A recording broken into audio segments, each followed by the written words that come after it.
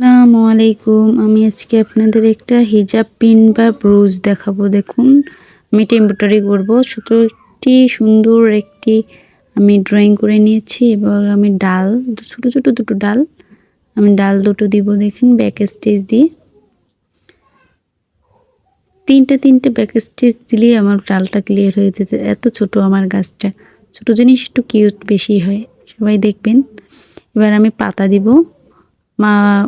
পাতাটা হচ্ছে fishbone stitch দিয়ে দিব।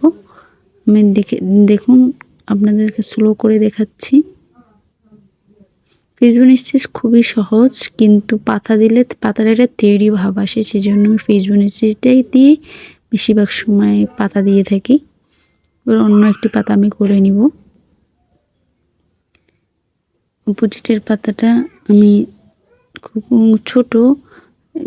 আমি ব্রুজটা এর আগে কখনো আমি বানিয়েনি, প্রথমবার বানিয়েছি। আপনারা সবাই ফুল ভিডিওটি দেখবেন এবং আমাকে সবাই সাপোর্ট করবেন।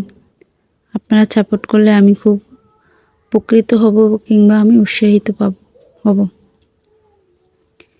এই পর্যায়ে আমি আপনাদের দেখাবো ফুলের কাজ। ফুলটি আমি কোনো গিট দেইনি, জাস্ট সেলাই করে নিয়েছি। এবার আমি শার্টেন স্টিচ দিয়ে ফুলটি করে নিব।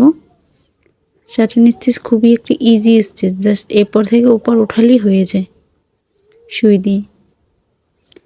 ফুলের দাগের মাথায় এই মাথা থেকে ঢুকিয়ে নিচ থেকে উঠিয়ে আবার উপর থেকে নিচে ডাবিয়ে দিলেই সুন্দর করে হয়ে যায় শার্টেন স্টিচ। আমি এটা দিয়ে দুইটা ফুল দিয়ে নিব। আমি একটি পাপড়ি করিয়ে নিব, তারপর বাকিগুলো আমি অফ ক্যামেরাতে করে নিব। দেখুন, ছোট ফুল দুটো জাস্ট ফুটে আছে। আমি গোলাপি কালারের সুতোটা ব্যবহার করেছি। আমি লাইটের কারণে এটি একটু ডিপ দেখা যাচ্ছে, কিন্তু এটা লাইট গোলাপি কালার এবং ভিতরে আমি ব্যবহার করেছি হালকা বেগুনি কালার। এটা ফ্রেঞ্চ নট দিয়ে নিব। এরপরে একটাও দিয়ে নেব। উপরে দুটো আমি ফ্রেঞ্চ নট দিয়ে নিব, যাতে জায়গাটা খালি খালি লাগে সেজন্য।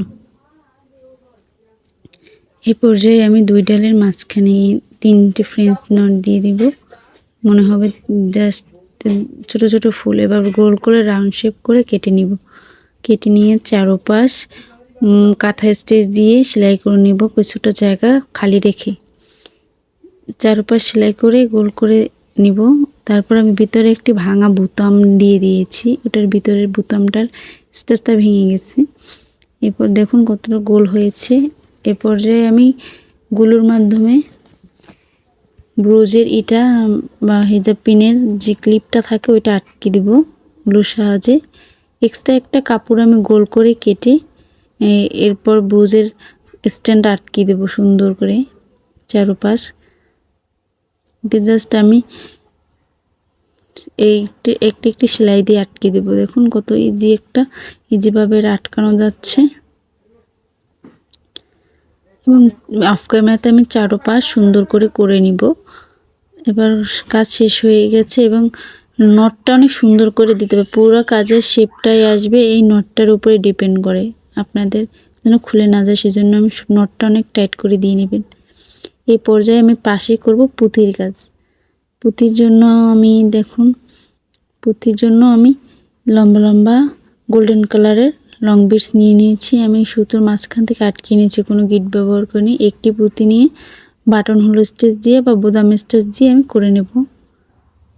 জাস্ট বোতাম স্টিচের মতো করে উঠিয়ে নেব। যতটুকু পুঁতি ততটুকু জায়গা ফাঁক রেখে বোতাম স্টিচের সুইটা উঠাবেন। এভাবে করে আমি চারপাশ সুন্দর করে দিয়ে নিব। দেখুন, দুটো দিয়ে দিয়েছি, আমি আরও অন্য একটা দিয়েছি। এভাবে করে আমি চারপাশ সুন্দর করে দিব। তো হয়ে গেল আমার ব্রোজের কাজটি। সবাই জানাবেন কেমন হয়েছে। আসসালামু আলাইকুম।